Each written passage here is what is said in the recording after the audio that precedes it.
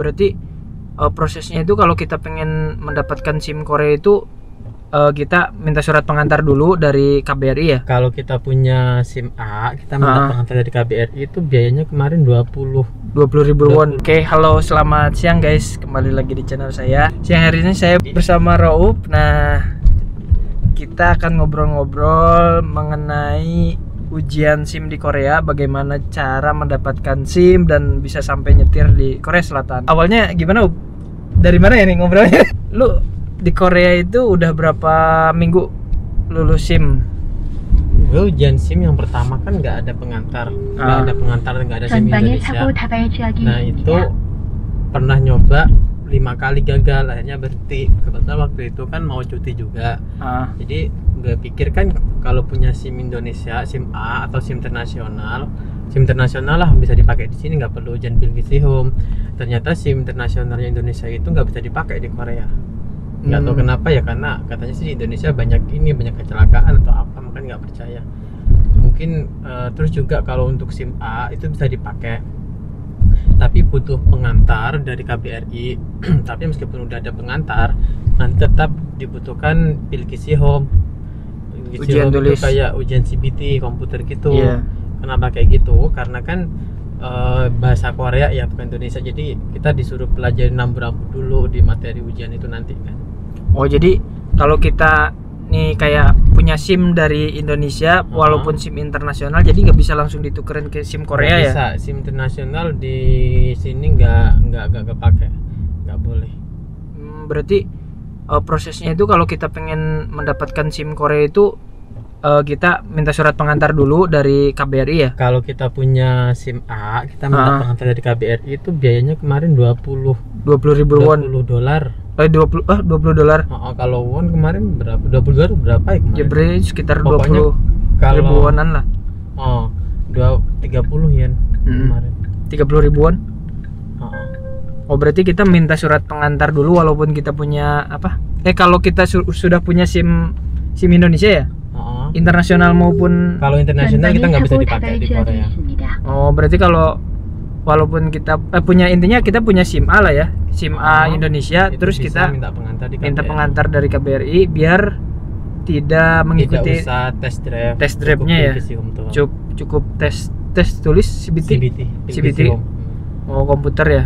Untuk biaya apa namanya, ujian Pilkisihome-nya itu berapa? Satu kali. Soalnya kayak kita harus beli soal gitu, sekali beli soal 10.000. Jadi kalau kita lulus ya nanti kita untuk pencetakan SIM-nya itu bayar 10.000 lagi, 10.000 won. Oh, berarti biayanya 20.000 won lah ya. Kalau lulus. Kalau nggak lulus kita bisa datang besoknya bayar lagi kan, kita beli soal 10.000. Oh, berarti per soal itu 10.000 won. Per ujian bukan per soal. Per ujian 10.000 won. Oh, berarti satu kali ujian itu bayar 10.000 won. Terus kalau nggak lulus ya bayar lagi 10.000 won. Terus kalau lulus biaya pencetakan SIM 10.000 won ya? 10.000 won juga. Berarti total 20.000 won sama kalau lulus. Sama KBRI ya? KBRI 30.000 won. Berarti sekitar 50.000 won lah.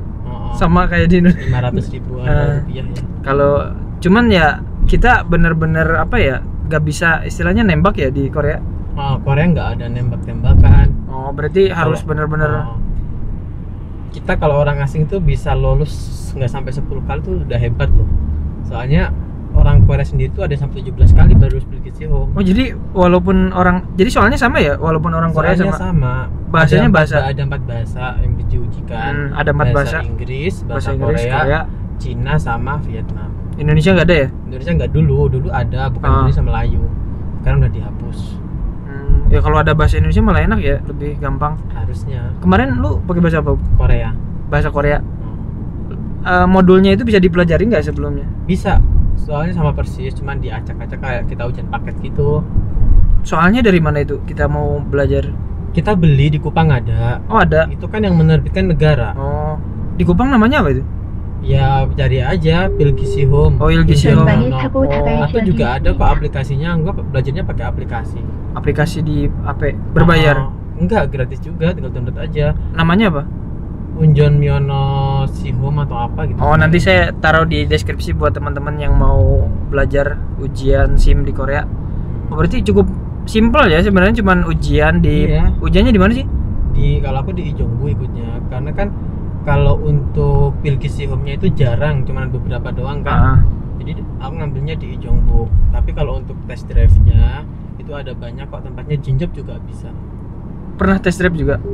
Kan aku ini ada ini. Oh, langsung dari KBRI. Cukup Pilkisi Home, lulus langsung dapat SIM. Oh, berarti ya mempermudah juga ya sebenarnya. Poinnya cuman dikit, 60 poin. Kita dapat 60 poin udah lulus. Cuman ya itu bahasanya itu banyak bahasa asing yang nggak pernah kita ketahui di kehidupan sehari di Korea. Makanya jangan orang asing, orang Korea aja banyak yang sampai 5 kali, 10 kali juga. Ada berapa soal sih? 40 soal minimal itu benar berapa? Ya tergantung, karena kan ada satu soal yang harus itu pilih 2 jawaban ada. Terus ada soal video, ada soal gambar, ada tes tulis nggak ada?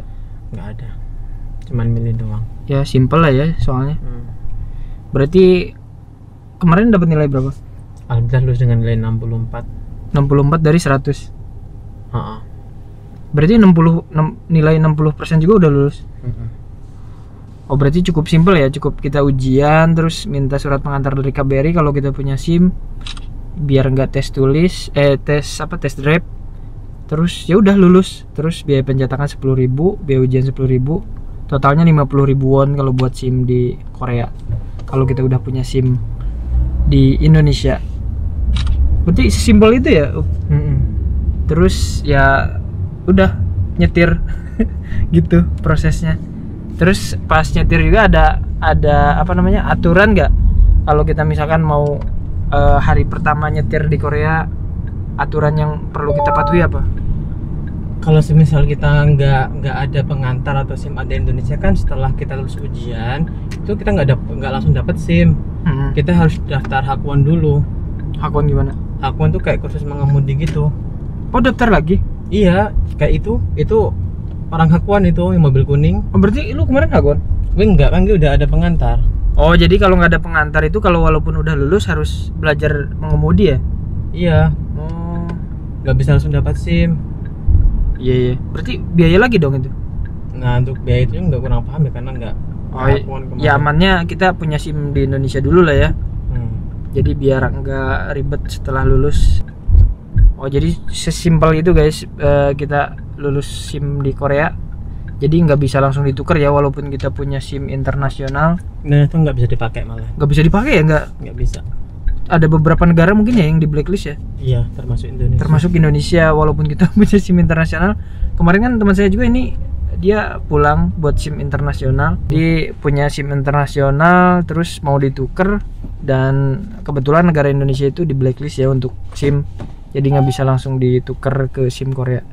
Kita harus ujian lagi, dan sesimpel itu. Ya udah guys, ya udah begitu tata cara buat SIM di Korea biar kita bisa nyetir.